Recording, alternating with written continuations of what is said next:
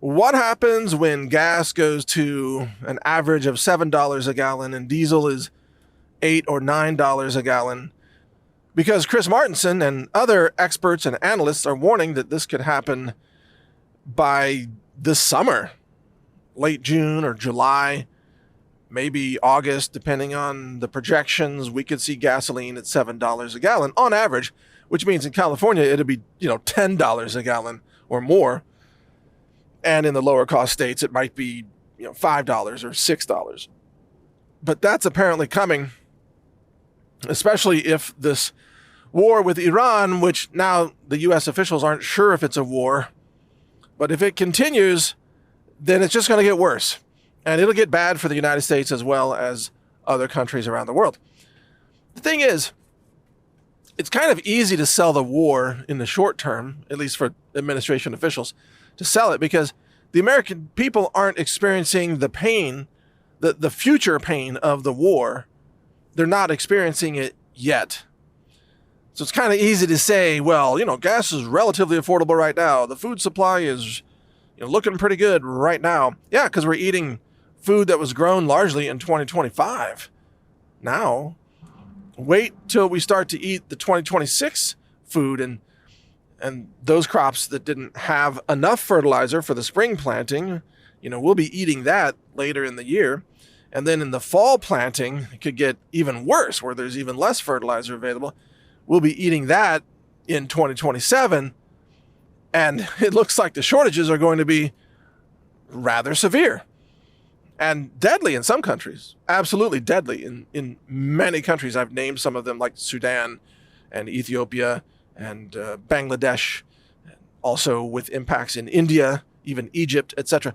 Many countries. It's going to get bad. Yemen also included in that. But how bad will it get in the United States? Well, here's the thing.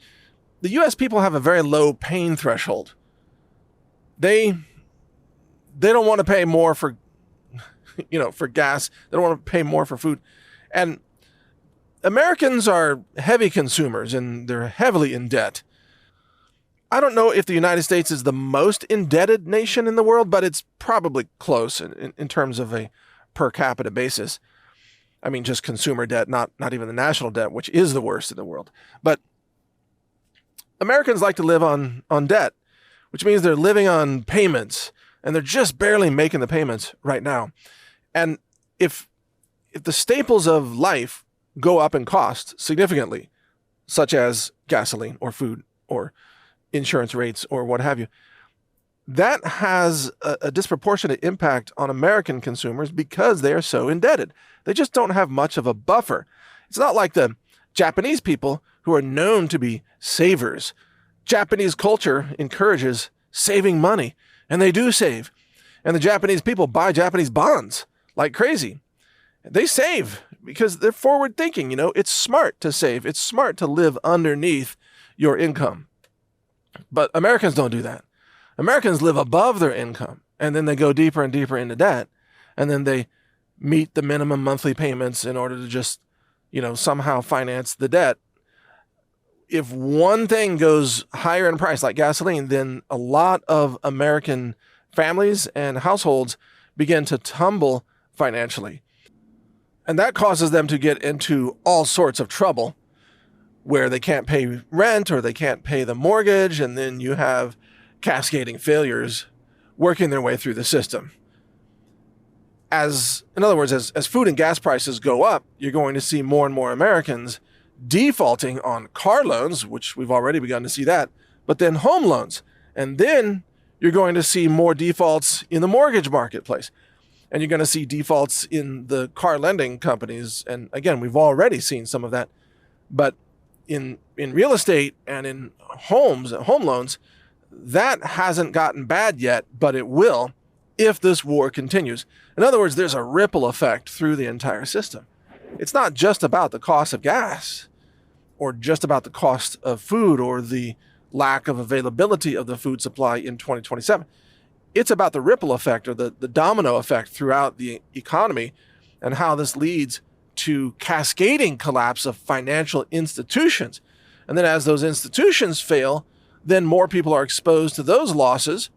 And even though the FDIC offers insurance up to $250,000 per account, there are a lot of people who have deposits in banks that exceed $250K. Especially retirees and so on, because $250K isn't what it used to be. It's not enough to buy a house, for example, anymore. It's not enough to live on for the rest of your life. So a lot of retired people have more than $250K, and they could end up losing that if they don't know to spread it around multiple banks and things like that. So this is what's coming. A cascade of bad economic events hitting America. And the thing is, not all of them will happen before the midterms. In fact, relatively few. The real impact is going to be late 2026 and throughout 2027. And even if we recover from this war, that recovery will take many years. It'll take years. 2028 through 2030. It'll take that long for a lot of the oil infrastructure to be repaired, or for the natural gas infrastructure to be repaired, or for insurance rates to finally come down to make energy shipping as economical as it used to be. This will have an impact through 2030, maybe beyond, depending on how long it lasts. But I'm saying that even right now, if the war ends now, it will be felt through 2030 at some level, with the worst part clearly will be 2027. So prepare in advance.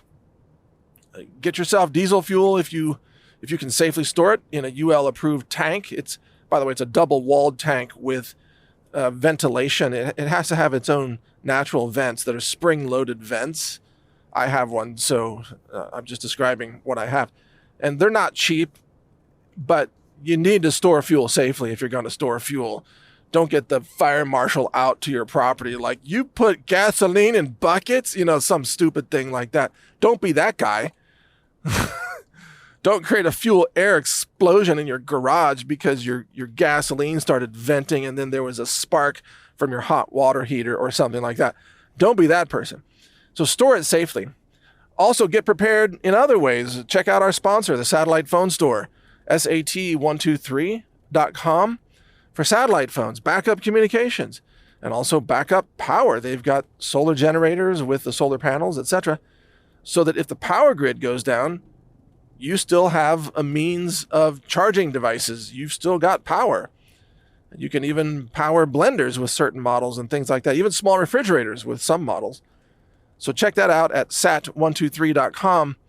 And then for your food supplies, of course, support us at healthrangerstore.com for long-term storable, lab-tested, certified organic, ultra-clean food, superfoods, nutritional supplements, personal care products, and a lot more. Check it all out at healthrangerstore.com. I'm Mike Adams, the Health Ranger, and thank you for listening. Take care. Stock up on the long-term storable Ranger Bucket Set. 536 servings of clean organic superfoods for your survival pantry. Certified organic and lab tested for purity. Order now at healthrangerstore.com.